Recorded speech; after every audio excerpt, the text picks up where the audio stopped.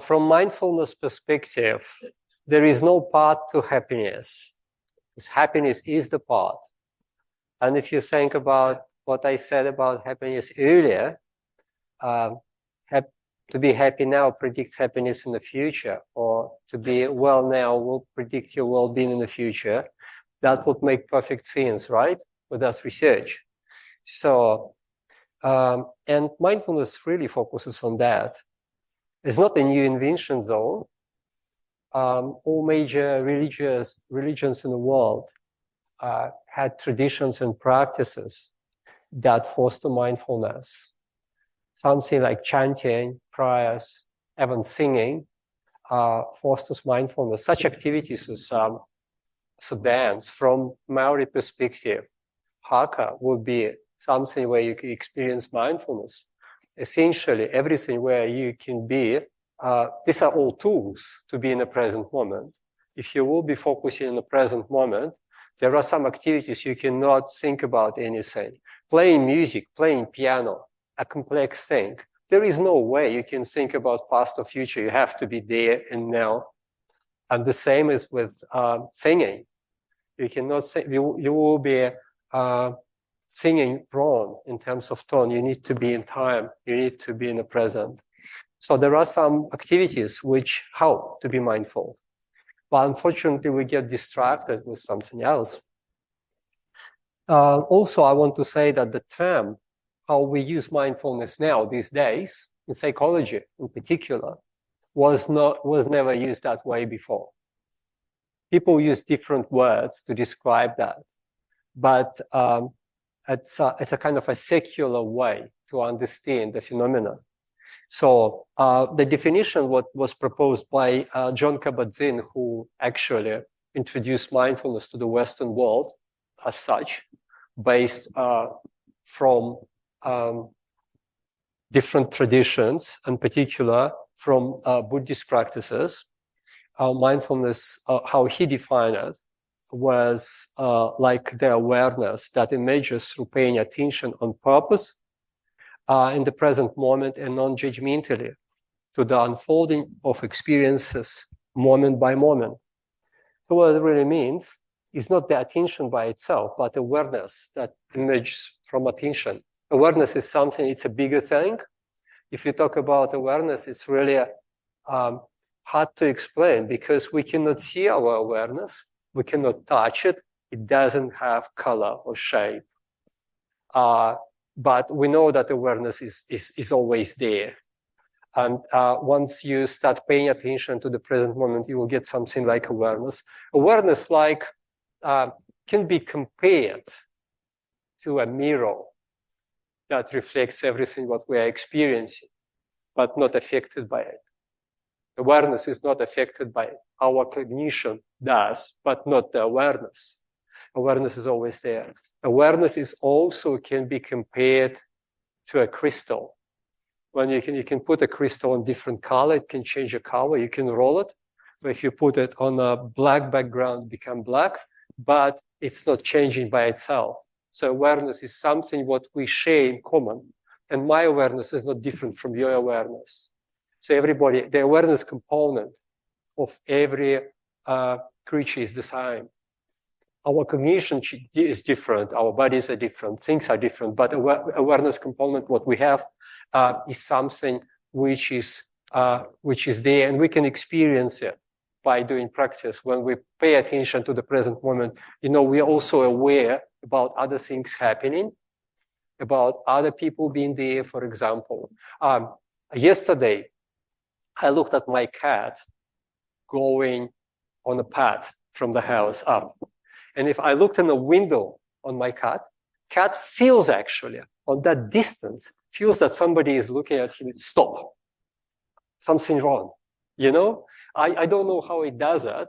And it's a question which science cannot answer these days. I don't know how they feel it, but they feel somebody watching them. That is very interesting. And I guess the cat has that awareness, and that awareness kind of is sensitive to my awareness. You can put it that way. So anyway, that means that there are many things open for research, for the future research, for you to do. I will move on with mindfulness. So I would start with the effectiveness of mindfulness-based interventions. In 2019, just before COVID, we written that book, which summarized the literature on mindfulness. And if you want to have a copy of my book, I think you put it online. Is it online? The whole book? Just a link to that. Or a link to the chapter. Okay, if you want to have the whole book, just email me, I can send you the whole book. So it will be a gift.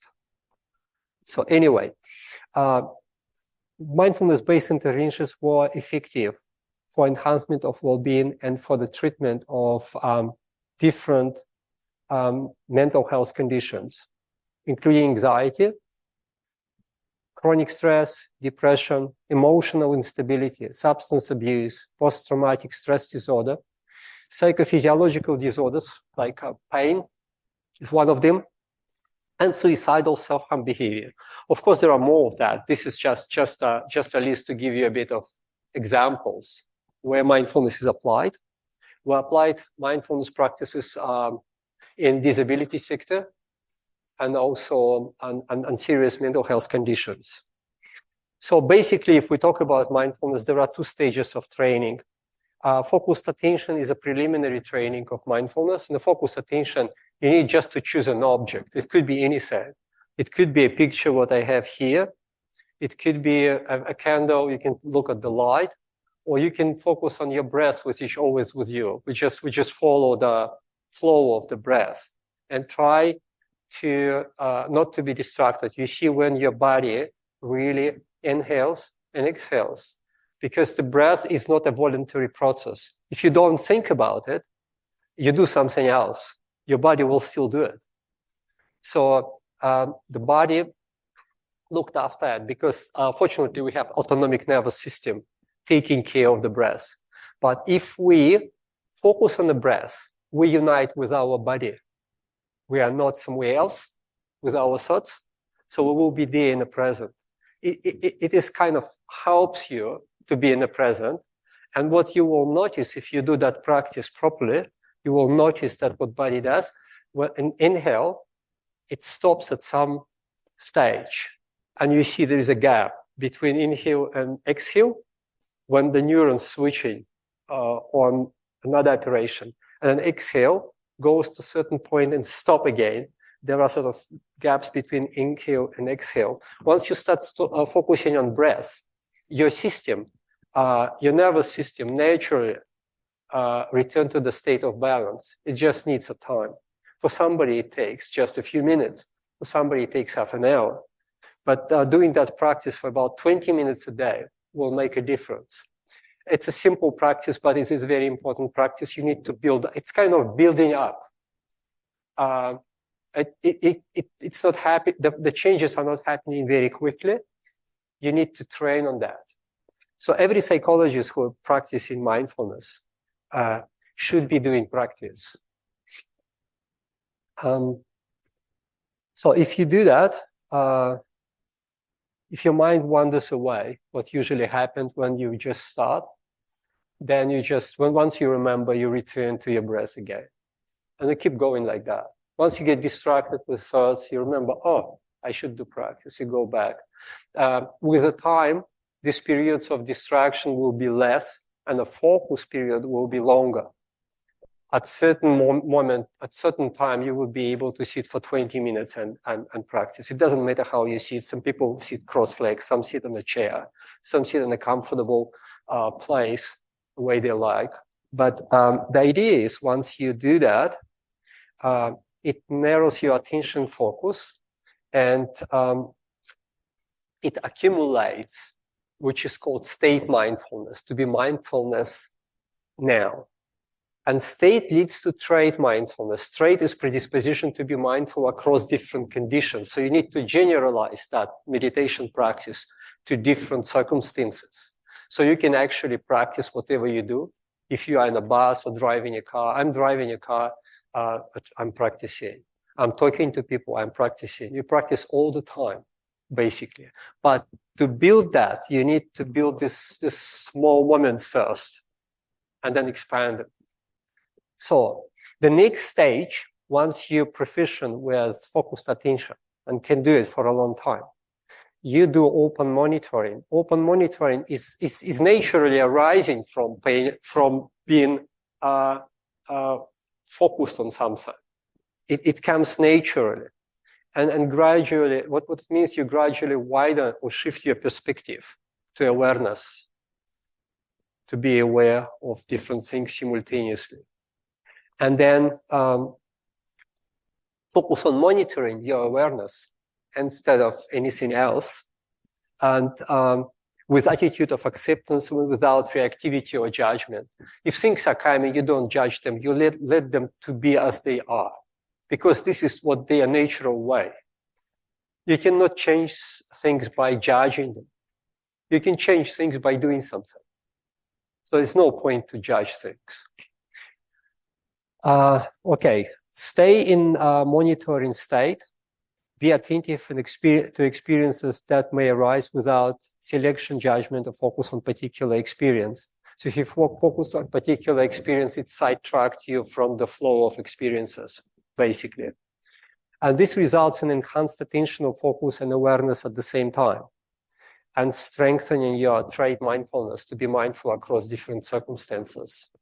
So you may be practicing this, you may notice things you never notice usually. You notice some, for example, some waypoints on a color on a wall, or some signs which you always miss by driving at that place. It's very interesting how things start popping up. You will see environment a little bit more detailed and will be more sensitive to change in the environment. Actually switching from automatic mode, which we're using often when we do things repetitively, switching to manual mode, where your perception will be much more detailed and rich. The idea, an example of practice would be to considering all our perceptions, sensations, and thoughts as like bubbles. Earlier days, I brought actually a bubble machine to a lecture set and put it, and it made bubbles. Or ask somebody from the some of students making bubbles. So bubbles are very beautiful, right? They appear, but they are not live for a long time. And you can watch them floating across the space and disappearing again. The same idea, all our experiences are like bubbles. On a big scale, the whole life is a bubble which appears, goes, and disappears again at a certain stage. So if you think, if you see that way, you will be in the present moment quite naturally. So bubbles are a good example for the practice. And you know what's the significance of a bubble is only in that moment when it is there. Because it will not be there for a long time. It will be there for a few seconds, maybe a minute at the longest. So now I want to look at some practices, what we're using in mindfulness. So mindfulness-based practices, which are very basic, single component, light touch methods. These methods we're using with, in particular for children and young adults with autism spectrum disorder, with ADHD, and with ADD as well. So, in particular problems, what we have with children with these conditions is actually emotional control, in particular controlling anger, and dealing with verbal and physical aggression. These are the major problems. But of course, these methods are not originated or created for that purpose. These methods are working for everybody the same way. They just, we were using them in the studies for this population. They were effective, even for this population for people with these conditions, but they work for everybody.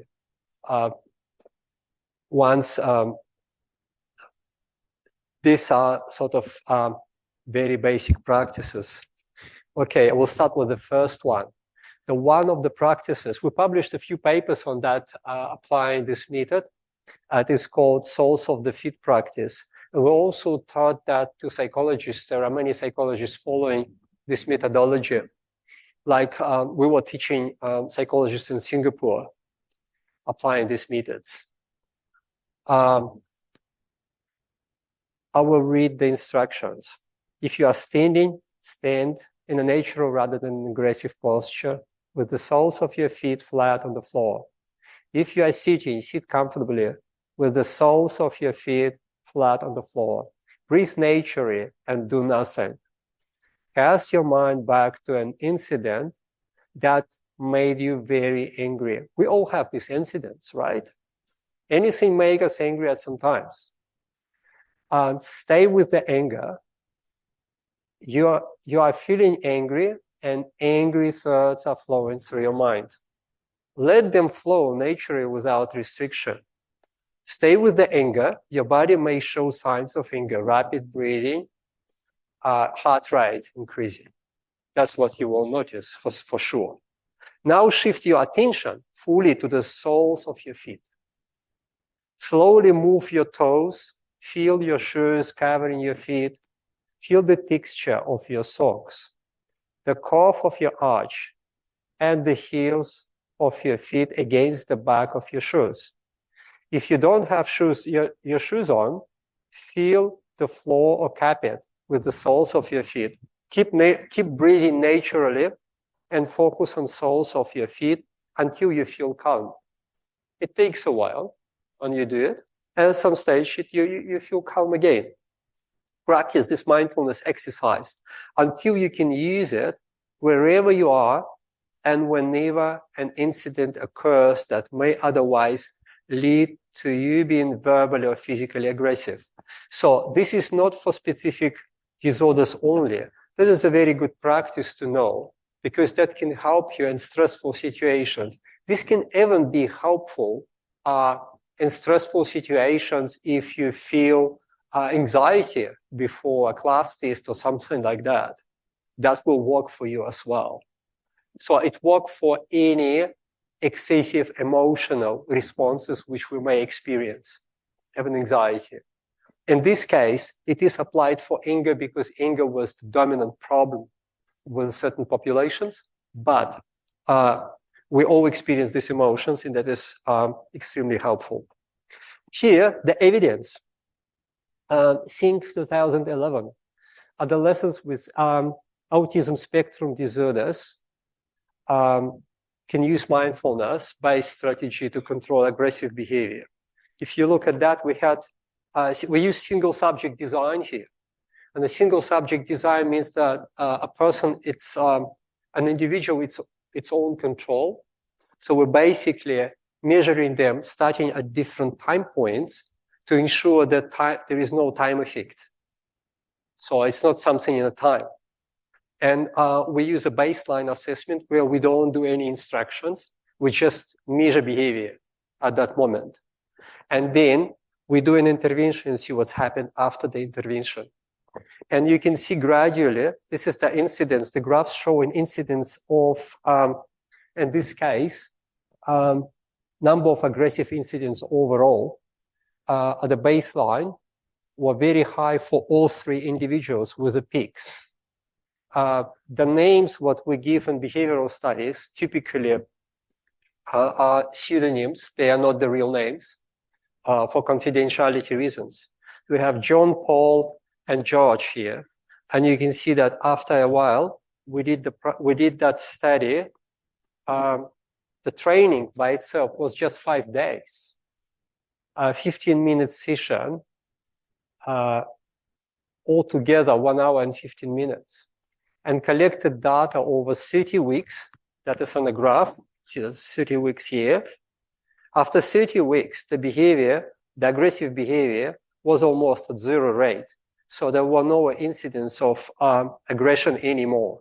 And we followed up for 4 years, these 3 individuals. And you can see this as the years data on the right side, follow up. There are flat lines. So this, what greater you can get in terms of the results. And it is working on an individual level. It's not a group data, which is quite unique because you can tailor the intervention for an individual. Another practice, also equally effective, but slightly different. It is called sober breathing space. SOBR stays for stop, observe, breathe, expand, and response. So the stop, whatever you are doing, at the first instance you feel anger rising, or at the first thought of being verbally or physically aggressive. Observe the changing sensations in your mind and body. Pay close attention to the thoughts, feelings, emotions, and physical changes that accompany the raising anger or aggression. You look actually where it's happened, what's happened with the body. You investigate. Then breathe, redirect your attention to your breath, and take a few breaths until your attention is centered on your breath. This is the practice I talked at the very beginning, where you just follow your breath and try to pick up those gaps between inhale and exhale. So then expand. Expand means expand your awareness and examine the possible consequences of being angry or aggressive. How would it make you feel when you are angry? When you hurt someone's feeling, so through verbal aggression, when you see that your physical aggression has caused pain to another person, how would you feel if you were on the other person's shoes? I always say to my son, it's really hard to teach younger children, like 7, 6 years old. He's 10 now. Now he's much better with that. But in an earlier age, it's really hard if he says something. I say, what do you think would happen if somebody does it to you?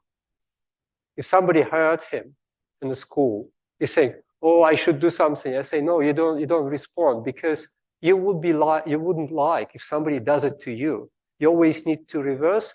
In psychology, we call it theory of mind. Are you familiar with that concept? To look at something from other person's perspective. So you actually exchange your perspective with other person and look what other person will feel in that situation. And this is here, it's the key here to understand that, what other person will feel. And then you respond. You respond mindfully to the situation instead of reacting mindlessly.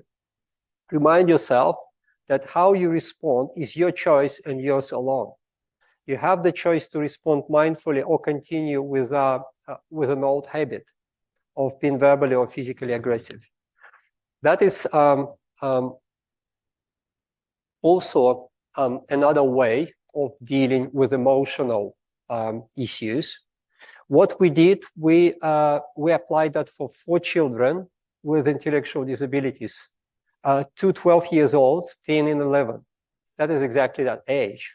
Aggressive behavior, what they exhibited was kicking, slapping, punching, beating, and pinching with mixed motivation. So if you look at the first week, 3 times 1 hour training sessions, only 3 sessions, 1 hour. Weeks 2 and 4, the sessions was only 2 sessions, 30 minutes each per week. So 2 days in a week, 30 minutes each. And total training time of 6 hours. Again, collected data for 30 weeks and follow up for 1 year. Here are the graphs. Here we have graphs of home and school, because you need to collect behavioral data at home and at school. Sometimes children can be aggressive at home, but not aggressive at school, or other way around, more often in school, but not at home. So you need to collect data at both.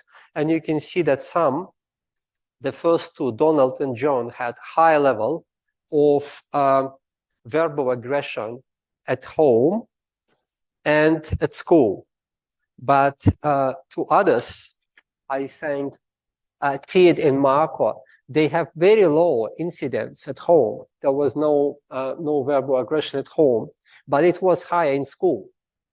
So, but anyway, by 30 days, there is a very strong reduction to nearly zero rate, and follow-up shows also a very low rate of occurrence.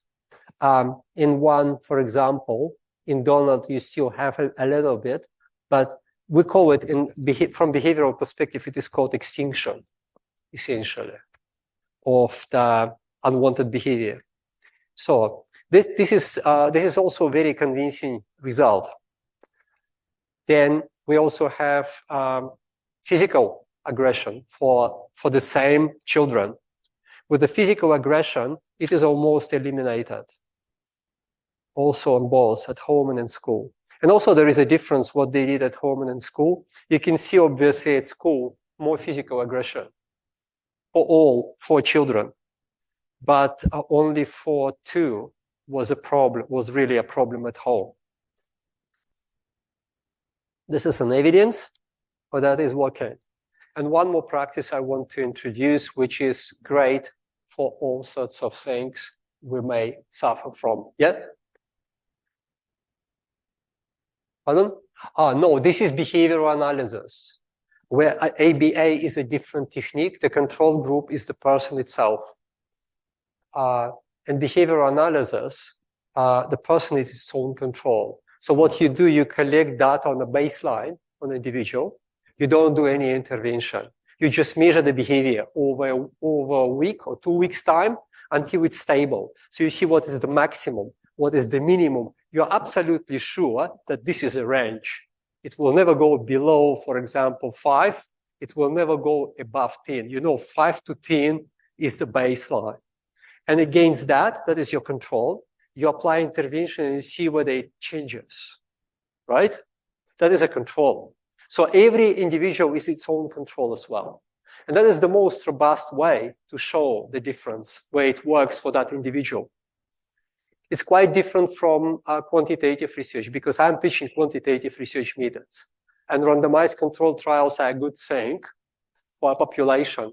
But this is for working with individuals. It provides very strong individual evidence for a difference, whether it works or not.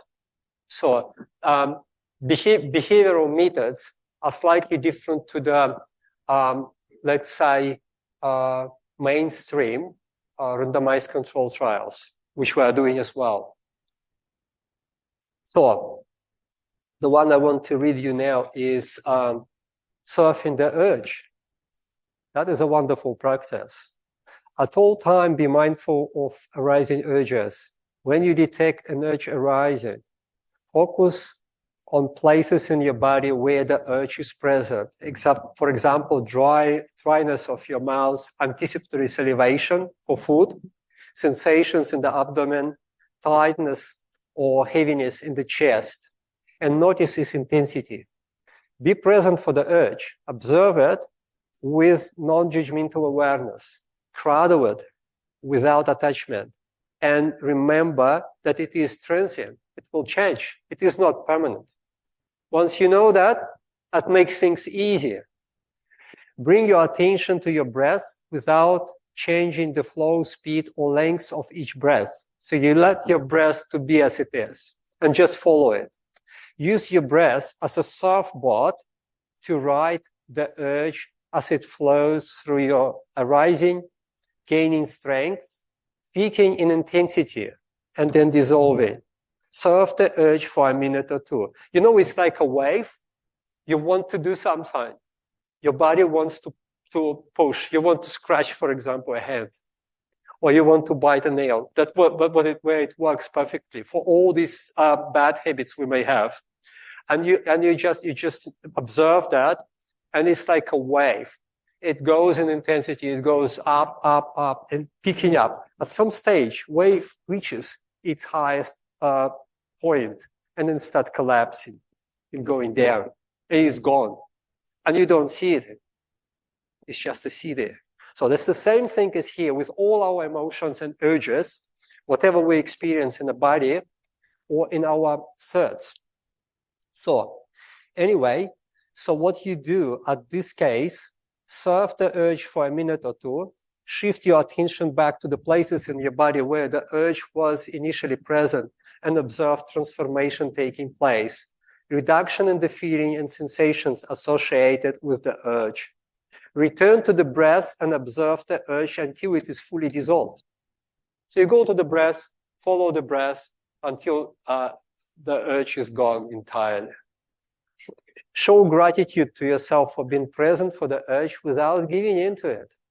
Smile and mentally note that you responded according to your intentions and did not react to the urge by going back to your old habits. This can apply, this has applications across many different things which we want to manage what we think are dysfunctional.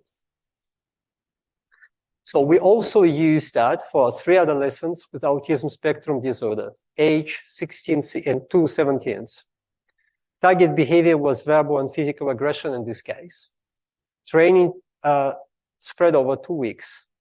The effect size that we calculate at a statistical robustness, it shows how strong is the effect. The effect size is large for verbal aggression and moderate to large for physical aggression. All 3 were taken off their psychotropic medication prescribed for physical aggression. These kids had psychotropic medication which suppresses actually will and aggression. It suppresses the brain activity in that and physical activity overall. It's quite a heavy stuff that is used for people who are very aggressive. So we took the medication away and trained them. So these are the graphs. You can see on the left side we have verbal aggression, and on the right side physical. So you can see that verbal aggression goes to almost 0 with only a CAM still with incidents, and physical aggression as well. What we found generally in this study is that it's easier to eliminate physical aggression than verbal aggression. With verbal aggression, you still have a residual. It can be, which is called in behavioral science, spontaneous recovery. Once you stop intervention with some time, if there is a trigger, it can go up again. But usually, if you remind a child about instructions and practice, they usually go back and they do very well. So motivation is very important here as well. So now we come to what you asked me about groups and control groups from the mice control trials. These are the formal mindfulness-based practices, something like mindfulness-based stress reduction in BSR, MBCT, mindfulness-based cognitive therapy, MB-EAT, mindfulness-based eating awareness training, mindfulness-based relapse program, and mindfulness-based positive behavioral support.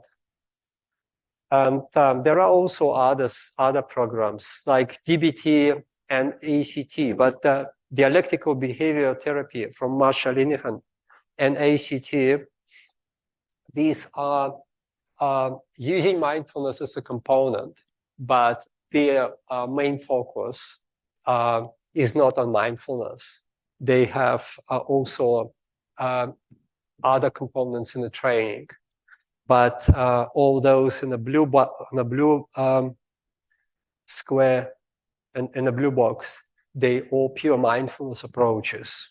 This is heavy duty stuff with groups and control groups and experimental groups running for 8 weeks, and then a battery of different measures, including depression, anxiety, stress, well-being. Usually it's a battery of different variables we are measuring, including mindfulness. These are sort of large-scale approaches.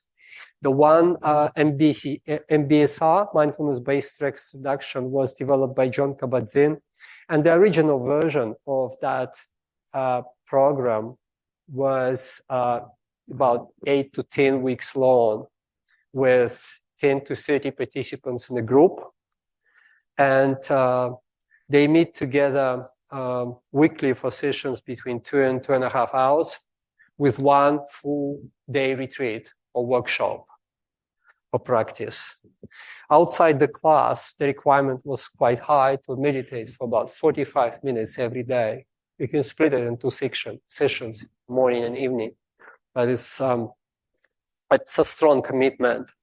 One of the major goals of that program was to foster non-judgmental attitude and focus on the present moment.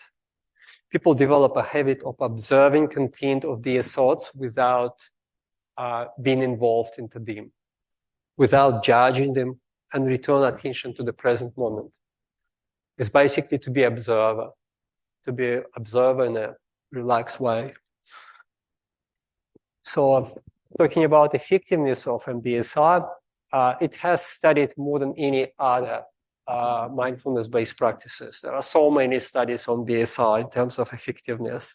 It was demonstrated to be effective to reduce symptoms of depression, chronic pain, coping with cancer, pain and cancer, psychological suffering while having cancer, heart disease, also improvement with people with heart disease, and also for general population with no specific problems, just increasing well-being and health.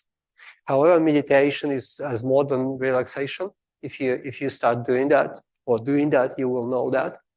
In patients with chronic pain, the goal is not to strive to reduce pain, but to observe sensations and emotions as they happen in the moment.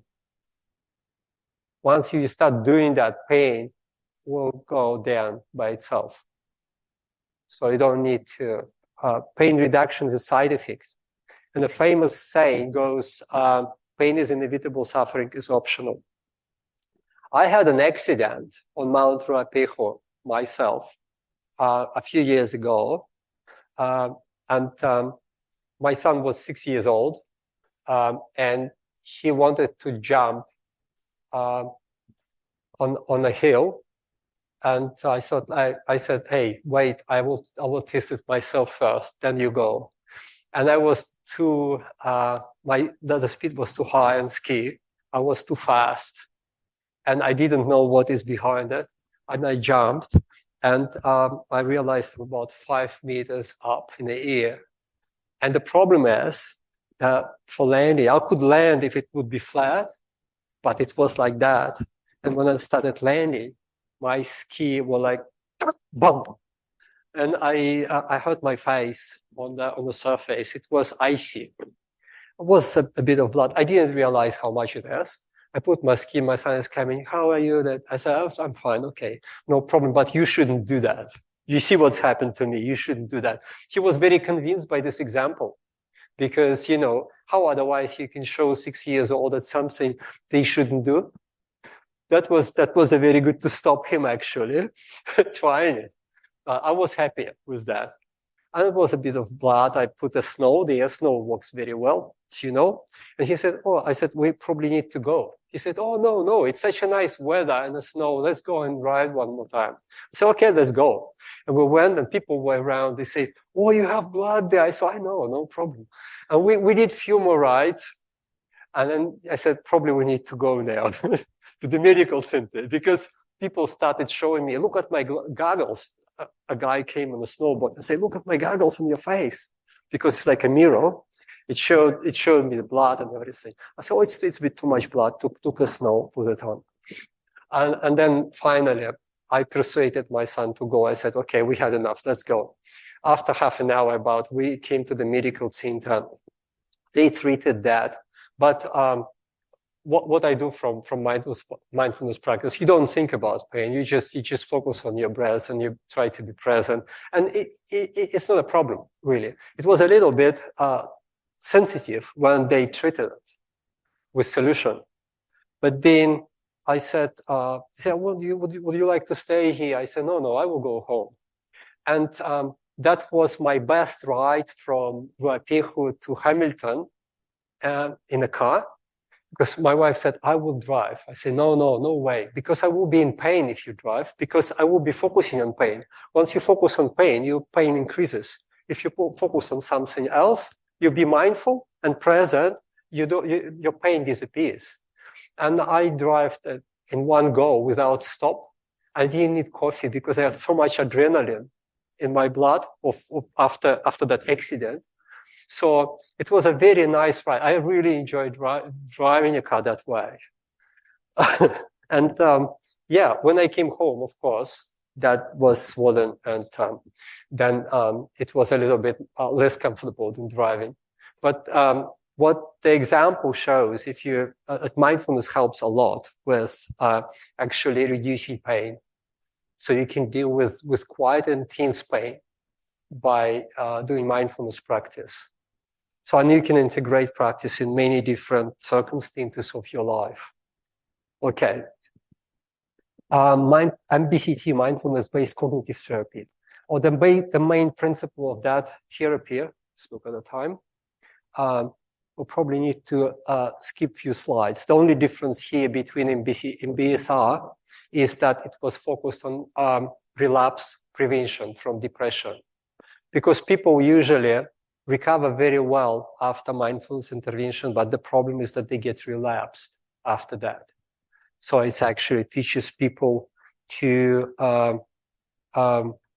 not to identify themselves with their thoughts, and this way to prevent depression from relapse. And I think the final, to finish the lecture, I have this slide with 4 immeasurable attitudes, what people practice. People contemplating on these 4 measurable attitudes when they do a compassion practice. Sometimes compassion practice is included as a component of a mindfulness-based practices. And in this case, people try to contemplate with wishing having these 4 attitudes for everybody. May everyone find joy and the sources that bring joy. May everyone be spared from pain and the sources that bring pain. May everyone always be happy and never tainted by any kind of pain. And may everyone live in a state of balance, free from obsessing over wants and rejecting dislikes. That is the ultimate, the final one is the ultimate balance of homeostasis, what we are looking for in the medicine. That is a physiological state which is implicated from health sciences as an optimal state of health. And remember, what you desire and what you have, having that balance will make a difference to your life. Okay, let's take in home message. Psychology of health and happiness is about achieving the right balance. And physical balance is related to mental balance. Mental balance can be achieved through mindfulness and other meditation practices, results in physical balance and reduces stress and enhance immunity. Physiological disorders are just extremes on the continuum, or psychological disorders are extremes on continuum when the balance is lost. So when balance is lost, we have anxiety and stress and other things. But once we have a balance again, we find it again, we're on a stable ground. The same way distress can take over if physiological balance is lost, if we have health problem. Always strive to maintain the balance by means of mindfulness.